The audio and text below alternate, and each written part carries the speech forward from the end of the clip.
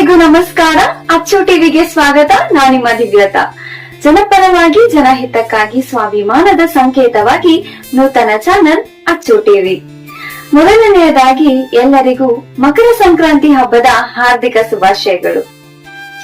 ಇದು ವರ್ಷದ ಮೊದಲ ಹಬ್ಬ ಹಾಗೂ ಹಿಂದೂ ಧರ್ಮೀಯರು ಆಚರಿಸುವ ಪ್ರಮುಖ ಹಬ್ಬಗಳಲ್ಲಿ ಈ ಮಕರ ಸಂಕ್ರಾಂತಿಯು ಒಂದು. ಮೊದಲನೇದಾಗಿ ನಾವು ತಿಳ್ಕೊಬೇಕಾಗಿರೋದು, ಈ ಮಕರ ಸಂಕ್ರಾಂತಿ ಅಂತ ಯಾಕೆ ಕರಿತೀವಿ, ಈ ಹೆಸರು ಹೇಗ್ ಬಂತು?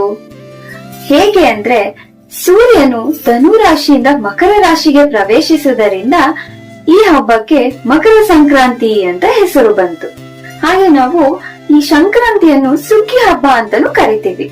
ಯಾಕಂದ್ರೆ ಇದು ಚಳಿಗಾಲದ ಅಂತ್ಯ, ಸುಗ್ಗಿ ಕಾಲದ ಆರಂಭ ಹಾಗೂ ದೇವತೆಗಳ ಹಗಲು ಕಾಲವಾದ ಉತ್ತರಾಯಣದ ಆರಂಭವನ್ನು ಸೂಚಿಸುತ್ತದೆ. ಹಾಗಾಗಿ ನಾವಿದನ್ನ ಸುಗ್ಗಿ ಹಬ್ಬ ಅಂತಾನೂ ಕರಿತೀವಿ. ಈ ಹಬ್ಬದಂದು ನಾವು ಯಾವ್ಯಾವ ತರ ಆಚರಣೆಗಳು ಮಾಡ್ತೀವಿ, ವಿಶೇಷತೆಗಳೇನು ಅಂದ್ರೆ, ಮೊದಲು ಪವಿತ್ರ ನದಿಯಲ್ಲಿ ಸ್ನಾನ ಮಾಡಿ ಸೂರ್ಯದೇವರಿಗೆ ವಿಶೇಷ ತಿಂಡಿ ತಿನಿಸುಗಳನ್ನು ನೈವೇದ್ಯಕ್ಕಿಟ್ಟು ಪೂಜೆ ಮಾಡ್ತೀವಿ. ಹಾಗೆ ಎಳ್ಳು ಬೆಲ್ಲನ ಎಲ್ಲರಿಗೂ ಹಂಚಿ ಖುಷಿ ಪಡ್ತೀವಿ, ಗಾಳಿಪಟ ಹಾರಿಸ್ತೀವಿ. ಇದೆಲ್ಲ ನಾವು ಸಂಕ್ರಾಂತಿ ಹಬ್ಬಕ್ಕೆ ವಿಶೇಷವಾಗಿ ಆಚರಣೆ ಮಾಡ್ತೀವಿ.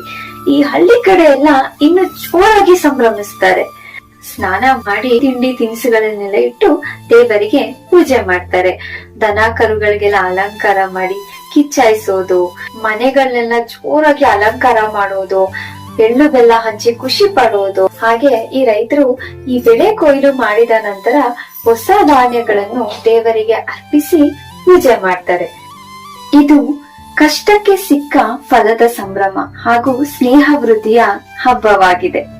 ಮತ್ತು ನಾವು ಈ ದಿನ ಮಾಡುವ ಎಲ್ಲ ದಾನ ಧರ್ಮ ತರ್ಪಣಗಳಿಗೆ ವಿಶೇಷ ಫಲ ಸಿಗುತ್ತದೆ ಎಂಬ ನಂಬಿಕೆ ಇದೆ. ಎಳ್ಳು ಬೆಲ್ಲ ತಿಂದು ಒಳ್ಳೇದ್ ಮಾತಾಡಿ ಎಂಬ ಗಾದೆ ಇದೆ. ಎಳ್ಳು ಬೆಲ್ಲ, ಕಬ್ಬು, ಕೊಬ್ಬರಿ ಎಲ್ಲವನ್ನು ಸೇರಿಸಿ ಖಾದ್ಯವನ್ನು ಮಾಡಿ ದೇವರಿಗೆ ಅರ್ಪಿಸಿದರೆ ನಾವು ಇಷ್ಟಾರ್ಥವೆಲ್ಲ ನೆರವೇರುತ್ತದೆ ಎಂಬ ನಂಬಿಕೆ ಕೂಡ ಇದೆ.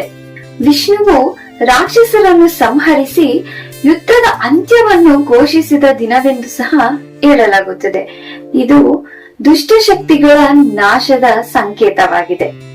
ಸಂಕ್ಷಿಪ್ತವಾಗಿ ಹೇಳುವುದಾದ್ರೆ, ಸಂಕ್ರಾಂತಿ ಕೇವಲ ಹಬ್ಬವಲ್ಲ, ಅದು ನವೀಕರಣ, ಸಮೃದ್ಧಿ ಮತ್ತು ಪ್ರೀತಿ ವಿಶ್ವಾಸವನ್ನು ಹೆಚ್ಚಿಸುವ ಆಚರಣೆಯಾಗಿದೆ.